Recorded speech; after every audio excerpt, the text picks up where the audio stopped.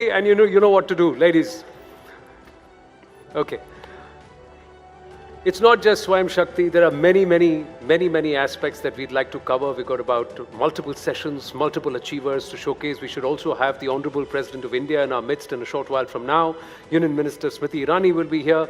But right now, we're going to set up something which makes us all very proud. Ye jo tiranga hai na, when you see it scaling not just the skylines, but way into Antariksh, and when you know that there is She Shakti behind it, and you feel so much more proud.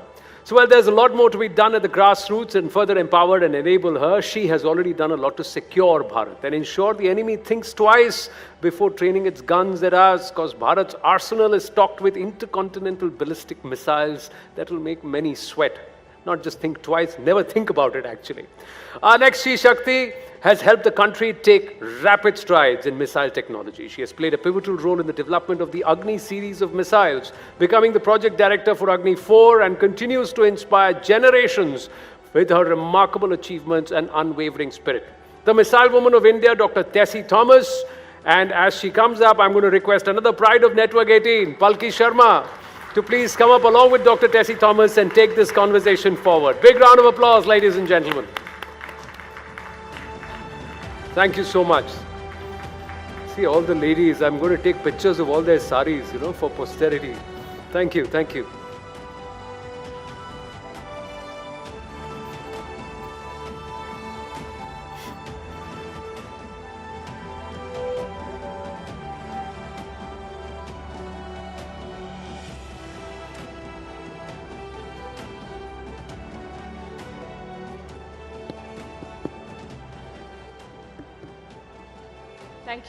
Thank you, ladies and gentlemen.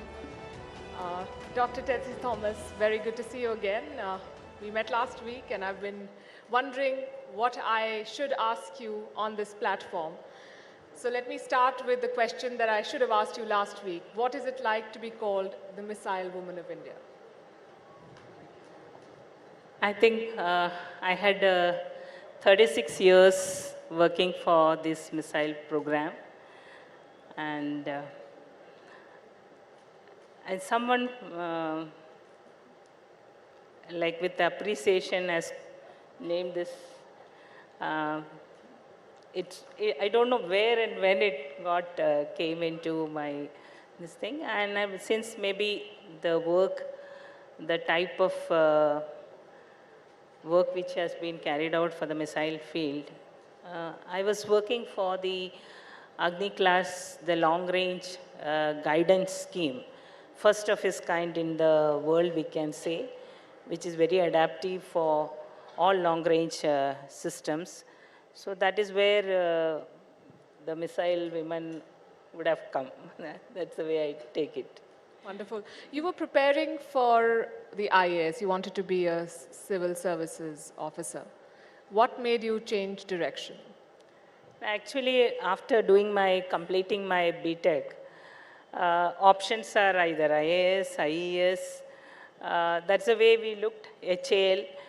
So I didn't even get time, because by the time the advertisement for this DRDO sponsored program, MTech program, 10 students will be selected all across the country. There was a written test. So I went for writing that. I got selected in that before my BTech results came. So I didn't have any option to go and take up anything else. And moreover, that time IITs were giving a scholarship of 1,000 rupees, and the present DIT or IIT, the Armament Institute, was offering 1,200. So always that age, we know only to rate that way. That's the way I took up that opportunity and went for this guided missile program as MTech course. That's a very interesting reason to have chosen what you did. Was there any doubt in your mind or in your family? Because this is not, we say that the sky is the limit for women everywhere in the world. You've shown that even the sky is not the limit. But when you started off, did you think that this is the best move for you? And looking back, were there points in your journey where you thought that you may not have made the best choice? Was there a turning point? I think I didn't have time to think about whether I made a best choice. The first 20 years, including the MTech program, we didn't look at the outside world. And once I came to DRDL laboratory at Hyderabad, it's like I was selected for the Agni program. We don't even talk to anyone on what we are actually working for. Almost 15 years, nobody knew where I am. Even my friends also, I have lost touch with many of my friends also, because the way the programs were streamlined, that we are not supposed to talk about where we were working. So that's the way. No regrets, because it's for the, we know the importance, national importance of this, and the responsibility what is being put to us. So keep working, that was the ultimate aim in our life. Absolutely, and you've inspired so many women. When we talk about women empowerment and what needs to be done to get more women into the workforce and into leadership roles, we've been discussing STEM education. What is your message to girls who want to pursue science as a career? Yeah, actually when I joined the organization, it was hardly less than 3% women, girls were joining. Today the trend has changed, 15 to 18% women work as scientists, and that's really encouraging. And today, because of the awareness that science, technology, engineering, mathematics are easy to learn, I feel now the younger generations, because I have a lot of interaction with the school children as well as college students, they feel really motivated to take up this. If ordinary person doing engineering like me can come and work on this scientific field, any present generation is with lot of knowledge around. We had only the textbook knowledge, what we learned, but today the whole knowledge is around, and we need to only think, and the inner desire to do this work in this field. And science, STEM subjects are equally easy as any other subjects. That's what I feel. I know scientists from, my friend from ISRO also will vouch for that. I think if once you learn, it's, you only fear what you do not know, but once you learn, you know everything. That's the way the knowledge helps us in going ahead. A big round of applause for that. You only fear what you do not know. Dr. Thomas, I'm sure leadership is difficult both for men and women, especially for women. And in a field where there are very few women colleagues and leaders, were there moments in your career where you felt dejected and then you thought, I will show it to them and I will do it? Do you have such stories? Yeah, maybe when I was designated for Project Director Agni 4, like we had done Agni 1, Agni 2 and Agni 3. That was a different class of technology, where existing technologies with rocket motor casing, metallic ones were used. But world across had a different type of picture altogether. Then I was asked to see, like, Agni 3 with 50 ton, we are reaching only 3,000 kilometers. World across were claiming 3,500 and so, with that type of weight launch mass. When I gone through the technology, we have to enter into composite rocket motor casing, composite technology, which was even the carbon fiber, the material, raw material needed for that was not available in the country. So this was the time I was given the task of developing a system of world class, where weight reduction also has to be there. And initially, the mandate was if we may change the one of the stage of the rocket motor, we may be able to achieve. But the things were not that easy as it looked. That's where I was thinking, at one point of time, I was not sure the responsibility what was shouldered on me. I thought it's easy, but it was not so. So we had to go through the development of composite rocket motor technology, prove its capability, design, test it, and then take it as a rocket motor casing. And finally, when the efforts of after 4 years, we could achieve with 22 ton as the launch mass, launch capability up to 4,000. That is how Agni 4 came up. Fantastic, fantastic story. Yeah. What is it that motivates you, Dr. Thomas? It's like we work for technologies first of its kind, which is not available within the country as far as we call it innovative or all the technologies what we need. It's like, it's the challenge what comes to us or the opportunity given to us to do something new. Definitely, we had a lot of great visionaries like Dr. APJ Abdul Kalam. They all had a great vision of what our country should have as a defense capability, what our government tells us what we need to make systems. So these are the things, input which comes to us, and then we look for what is the world class or beyond, something totally innovative, which doesn't exist in anywhere in the world.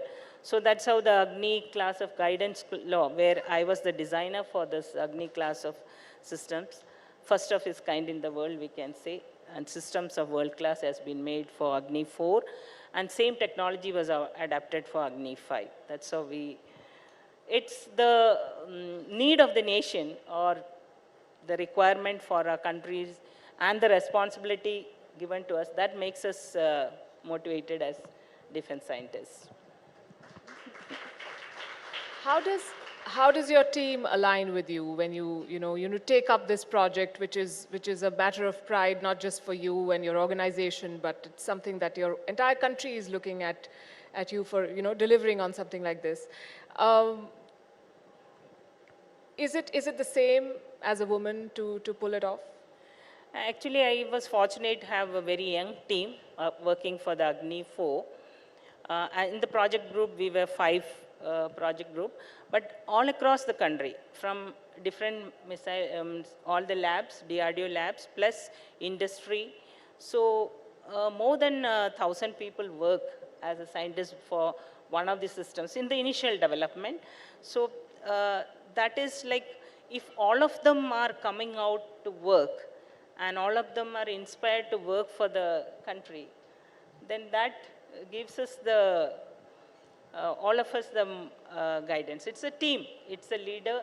Leader is only one person who is just be there as a team leader, but it's the whole participation of all the scientists working towards realizing a project. And that's also something that is said of women leaders. They foster a collaborative working environment. We have women like you, women achievers in the field of science and technology. We've had some before, and yet this field remains dominated by men. What will it take to have more women enter this field and excel in it? What is your message to them? Yeah, today itself the difference has already been seen. Like when I joined, as I mentioned, very few were there. Today, most of our senior women leaders, they are either a technology leader or a project director, and many have come up to take that because they also need, few women show the path, they get guided towards, and I think it's easy as any other. If men can do, women also can do. There's nothing which is stopping us from doing that. Absolutely. As a leader, what have you done to build that pipeline for more women to sort of take up these roles and to lead projects like you have done? So I see as a team leader, we need to first understand the real responsibility what we are into. Once the team members understand this is the importance, and I think they are all geared together to work together for this. And even if me as a team leader, sometimes when we go through a testing of a missile, once it is prepared, it takes more than 14 to 18 hours of test continuously. And maybe setup is made ready, it becomes afternoon. It goes way late into the late hours. But then my team members, they say, don't stop it, we will continue. We may end at 3 o'clock at the early morning, but all the team members, that the spirit of the whole team members, that we'll complete. Otherwise, there's no excuse for doing things of this national importance. I think all of them are so much motivated and inspired. And we all work for technologies which is unknown to us. So it's the avionics, the electronics part was going through a lot of changes, revolutions. Digital technologies like analog systems to digital computers came. So we had a lot of innovative, and learning for the first time was always there. So they were all spirited enough to learn and were together working.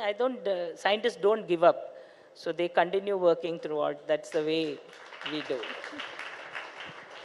What does the missile woman of India do when she's not designing missiles or thinking of them? Now, those tough days of my life, I get back, switch on the TV and watch the TV, drain out whatever was in my mind, see like who is wearing good saris. So that was the one thing which used to relieve me from all my tensions. Then I didn't have any complaint of cooking, so I used to cook my own food. That's the way I used to spend time. Little time in some badminton or something like that. That's the way I used to have life. My husband was from the Navy, so he was also posted somewhere outside. So, but whenever they were here with me, great support as family. So we were, my son also, very understanding. So that way, we all together made it, we can say. Very inspiring story. Thank you very much, Dr. Thomas, for speaking to us and for sharing your thoughts with us. Thank you. Thank you so much. Ladies and gentlemen, big round of applause to Dr. Tessie Thomas. And I'm going to request Palki to please present a token of our gratitude to Dr. Tessie Thomas, the She Shakti plate.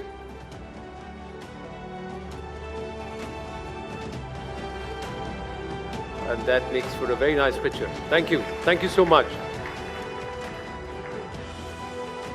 Right. Thank you. Thank you so much, Palki. Thank you so much, Dr. Tessie Thomas, for making the effort and coming there. Thank you, ma'am. Lovely to meet you. Thank you.